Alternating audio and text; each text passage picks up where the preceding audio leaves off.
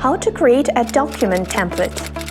In this video, you will learn how to create a document template. Hotels need all kinds of documents such as lease contracts and invoices. These are often sample documents that are filled in with guests' personal data, dates of stay, and sums of money. Spend less effort to operate bookings and fill in forms by creating document templates. To upload a document template, go to Property Management, Settings, Document Templates. Click Table of Variables to see what to replace items with in your template. Create a doc template on your computer. You may do it in Microsoft Word. Replace all the necessary data like client's name, dates, sums of money with variables from the list.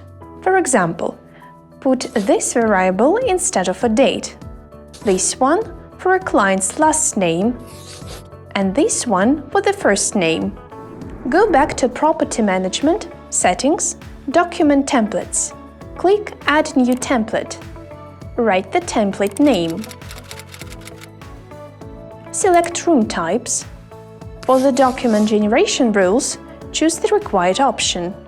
The document can be generated for each room in the booking or for each guest in the booking. Click Upload Documents to select a template file. Indicate the file name to download the template. In the File Name field, type the name of the file. You can also add variables here. After you upload it, click the Download to review.